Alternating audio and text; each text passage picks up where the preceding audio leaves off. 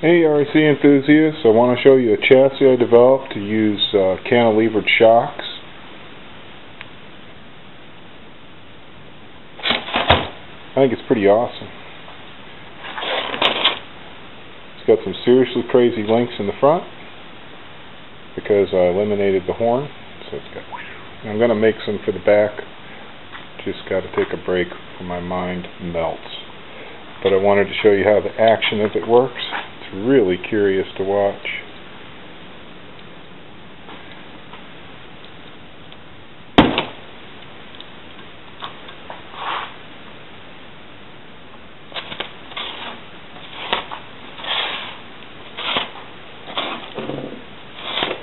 Really slender, 50 millimeters across. Okay. About 4 times that in length. It's about 200 millimeter long chassis. We're talking a 12.5 inch at full extension, so it's comp legal. Got a narrow rear, got a widened front. Everything looks pretty square to me. These links were driving me nuts. I spent hours making these links. These are driving me absolutely nuts.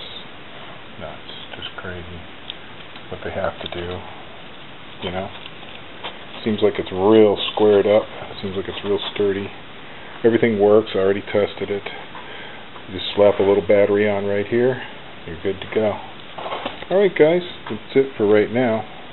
When I get a little battery on there, I'll take her for a run and show you. Hey guys, let me show you a stupid RC trick here that I can do now that I have a different chassis.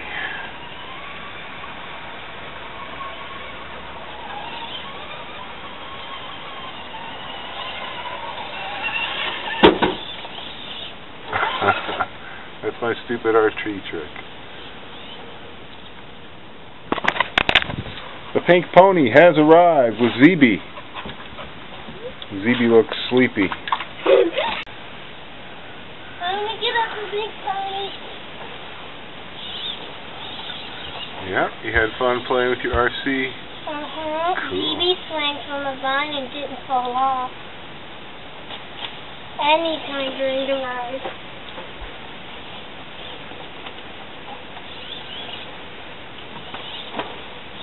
The hole is no longer a problem for the Rockbird, man. I can fall in the hole and not be afraid.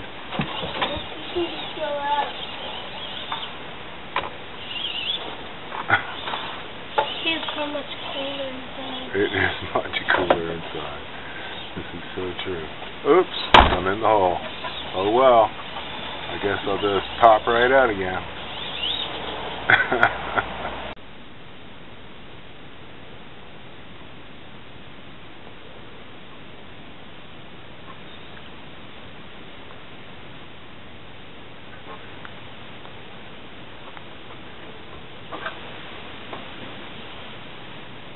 I want to give you a rundown on my latest chassis design.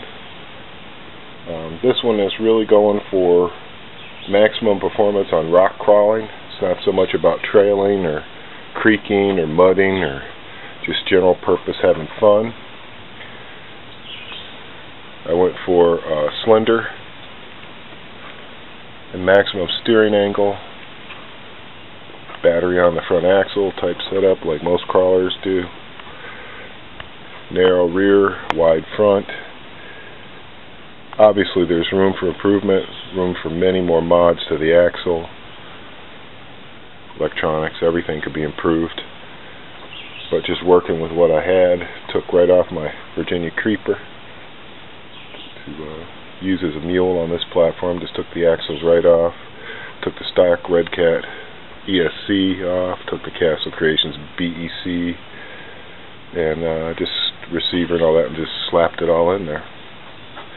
Give you a quick rundown on the specs on this thing. 12.5 inch wheelbase, front steering only, Lexan chassis with aluminum spacers, Revo cantilever shock units, little modded low-C shocks, race shocks in the back. Things that make this a little different than your average crawler. because of the Red Cat axles and the way that the gear case and the motor and everything is all up in the air, and you've got this big horn. I wanted to get rid of the horn to get a lower profile in the front for when you're upside down, get the tires in contact with the earth. So I had to make what I think of as crazy legs. These are asymmetrical, unequal length uppers. This is the center of the axle, so you got one that's off center, but it all works. It works fine. Plenty of articulation. No bind. Nothing hitting anything. Okay. Kind of odd shock links, right? The whole cantilever shock thing is odd in itself, I'm sure. If you haven't seen it, I want to crawl it. When I turn it upside down, it'll become real apparent just how narrow this vehicle is. I went for the smallest practical skid plate that I could come up with without having the links just like touching each other. So we're talking 50 millimeters from here to here, 35 millimeters from here to here, just enough room to stuff the electronics in there. Inboard links. These links are beat, they need to be replaced. So kind of give them a little bit of a pass, okay, with your scrutiny. They are not symmetrical anymore from being damaged and reformed and rebent just to try and keep them so I could focus on the chassis. I didn't want to spend all night and not have anything at the end of the night, so I used the old links. But I want to remake these links entirely, make them more specific to this. I want them to come in and curve out and curve down and curve up, all that good stuff. So these come in straight and these come in straight. Same here. I want to get rid of the bend, come up, have them sweep in, make the whole thing narrow as possible. Okay. And you can see I got axle wideners right now until I can rework my axles and make them physically wider. Okay, a good wide track helps. Narrow track in the back. And battery just straps on the front. There it is, man, just a quick overview of the Rockbird crawling chassis. Making use of Red Cat RS10 axles, but I'm sure you can envision this could run any axle. Just needs slightly different lengths. It would be even better with axles that don't have so many conflicts and weirdnesses. Alright then. 5 pounds as it stands. Hey guys, been working on my new chassis design, and I had to modify it a little tiny bit. As you can see, got some kind of ugly snips back here where I had to snip away the tail of the Rockbird here to make some clearance because I changed around how everything was. Before my mods, the gear case is clocked back a lot. And what that did, that took the heavy thing, which is the motor, put it higher up in the air. This rear end is so light as it is, nothing on it. You start putting more weight up in the air, it makes it want to jump around and not do its job. So I wanted to get that motor down a little more. Now what's the problem with trying to clock the motor forward? Well, it's the shocks on the axle. Even though I have a little spacer down here and I got a spacer here, I'm still getting a lot of, it's very, very close. So I wanted a more compliant suspension anyway. It was kind of stiff for my style of driving. I like a more soupy sandwich. So I laid these shocks down. These shocks, I had tried all the positions from all the way back here, which is fairly upright, which is very stiff, limited articulation. Which is, you can really do some things with that for sure. But you need a lot more, I think, a lot more power, a lot more zip. Like maybe a 3S would be good with a nice stiff suspension because then you can jump around. I tried them all the way forward, which was a nice compromise, but then I decided that I would go ahead and do the same thing I did up here, or have these asymmetrical, unequal length upper links that mount directly to the gear case, eliminating this horn that used to stick up. And why do I want to eliminate the horn? Because the horn actually stuck up higher than the tires. Picture that. Maybe if I do it here in the light, it'll be better. So, yeah, the horn was coming up above the tire, so when this thing was totally flat to the ground, didn't matter what you did with the chassis design, this horn sticking up made it impossible to get the tires in contact with the ground. So I did it to the front, and it was a real pain in the butt because of the, I had to do all these crazy bends, and it just looks really nice. It took me a long time. This was not so bad. This was not so bad. What I did was, once again, I used my hydraulic link bender, just like I did when I made these links. Okay. And I was able to make 2 pairs of links all at once by the way I bent the rod. So by the way I set up my bender and the way I bent the rod and the way I cut the rod, I was able to get 2 perfectly symmetrical links. Well, what I did here was I just used the same curve because it happened to work really nice for getting around the motor and the gear case, but they're different lengths. And they have the same mounting point here, just like these have the same mounting point there, but they have different mounting points here. And it works. It's crazy, but it works. I call them crazy legs because they are crazy looking. And the idea now is that, as you can see, when this thing is totally flat, those tires can be in contact with the ground. As a matter of fact, this motor wire, which I've bent up because traditionally that's what you got to do to get it away from the shocks, is actually now needs to be bent a total different way. It needs to be bent so that it's not above the tires. It's the one thing that's sticking up now, the motor wire, because of the way it used to be set up. And the thing that grinds are the rod ends, which are easy to replace, right? So in here, you're grinding on the edge of your servo case and the rod ends and the battery and all that. And these. So I'm going to put washers on these, like little grind plates. Put washers on either side so that I'm not grinding the plastic. I'm going to be grinding those little washers instead. And that's about it on the mods. So made the new uppers in the back, made new lowers, and eventually I'll get around to making new lowers for the front, and then I'll have new links all the way around. What I wanted to show you is that all 4 tires are in contact with the ground when it's upside down, which is really the whole purpose of this chassis design, was to be more like a competition rock crawler where you could do things like that. And I was being hampered by the gear case horn, so that's why I went this way. And what I'm laying on in the back when it comes down are these rather tall bends on these links. Okay. So the links are hitting about the same time as the tire. And I'm not sure what to do about that because I'm going to lose ride height if I do anything with this, right? I'm just not really sure what to do about that. If I try to lower the bends, let's say, okay, so I want to lower my bends. Maybe I can. Maybe I can lower the bends a little bit.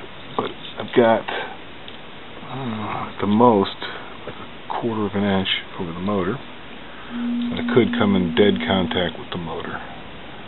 And I could probably draw that up a little bit there. So one thing I could do is I could maybe put 4 more threads on each rod, trim off 4 threads, sock them in.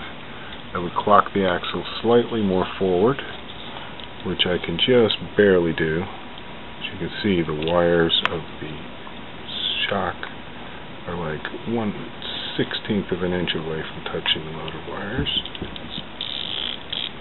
Okay. They actually overlap there, but they'll never touch there. So I'm almost as close as I can possibly get. So if I clock that motor any further forward, I can try and rebend them, make them a little bit shorter. Yeah. But as you can see, I have very little rocking action with my links. Very little. It's much more pronounced in the front.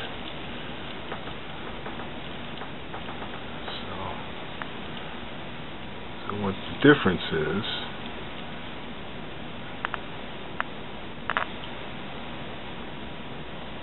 nothing. But for some reason, the front rocks a lot more, probably because the back ass end, the whole ass end of the vehicle is going down, not so much that the linkage is rocking it, but this thing definitely drops in the back way more than in the front. But if you look at how it works, I mean, it's just going to slide right up into the tires, and there you go. And the shock horns are above the links. It's pretty sweet, really. Curve of the chassis, the curve of the links, everything flows. I don't think I want this to dip up here. I think this should be straight. So, yeah, there it is. Fooling around, learning about chassis, learning about how to make a really capable crawler. And, you know, you don't need a ton of articulation. That's a lot, really, when you think about it. What you're trying to do is keep all your tires in contact with the ground so that you're getting traction and that you have a predictable ride. So and you can see it's very stiff. It's not shimmying around or anything, even though you got all these crazy lengths. Everything is very. And you can kind of see why I had to trim the tail of the chassis here. What I'm gonna do is, now that I'm set with this here, so I'm gonna eliminate this whole rear part. Just get rid of it. Don't need it. Doesn't do anything. Just because I won't be able to. I cannot mount the shocks back there. Just won't work. So you can see the links go above and below all the holes. So there's no way to use them now. So just eliminate that. Just didn't want to take the chassis apart when I was doing all this building. Just too much extra work. I didn't have that much time to do it. But yeah, it's tunable. It's very easy to tune. The shock is laid down a lot. So it's going to actuate first. It's going to actuate before the front ones. Okay. You see it's starting to go down. Now the front starts. And the front really won't bottom out till you're all the way down. All I got to do is dial the spring up, which I'll do real fast. And this has a lot of threading. It goes way, way, way down the body of this. You can get a really stiff ride, and what you get now is more action in the front before the back starts to act. So I'll do it again.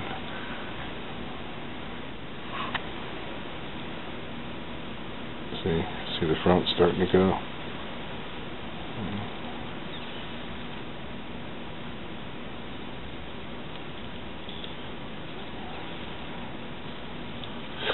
I like it. So stiff or soupy, however you like it. If you don't like it to squat so much in the back, you like it to stay up, that's fine. If you like the shocks to be more independent, they are right now. I can get the back to actuate without the front actuating. I can get the front to actuate without the back actuating. or you push down in the middle, and they both actuate. So, happy with that. Happy with the fact that all 4 tires are in contact with the ground. I think the links could be better maybe in the back, so the back tire would be even more. You can see how it's humping up. So what we need is something just a little different. I'll figure it out. In the front, the tires are really on there. So, enough to drag it around. So, in the back, not quite as much, see? Back is kind of just spinning. But the front can drag you around. Which is fun stuff. As a matter of fact, we should have a look at that. The dog's giving me kisses. It's very nice. I appreciate that. Yeah, I don't know if my theory is going to play out here on the carpet or not. I don't know. There we go. Yeah, this is the idea. That you get around up onto your wheels again. The theory anyway, right? So that when you finally reach your tipping point, this vehicle is actually pretty damn vertical. Right now, the dog is not making it easy for me. You are not making it easy for me, girl. Yeah, I know. Why all this, right? And theoretically, you could pull yourself back to whatever it was you fell from and flip yourself back up again. But I'm not seeing it.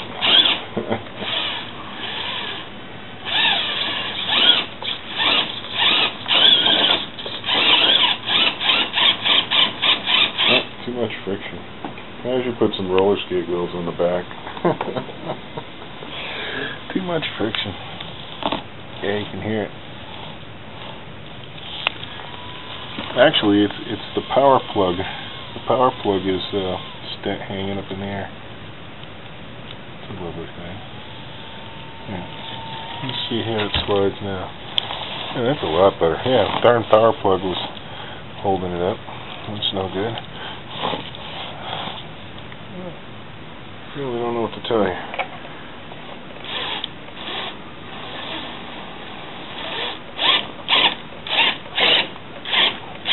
I don't know if it'll be able to do it or not. It might.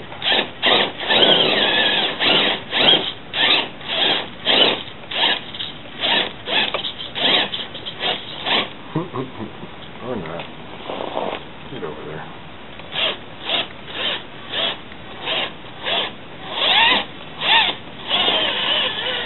There we go. Once you get to that point, you're good. You're golden. You know where it goes now. There it is. It likes to be vertical.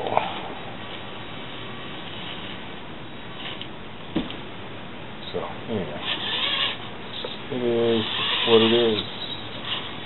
Prototype chassis.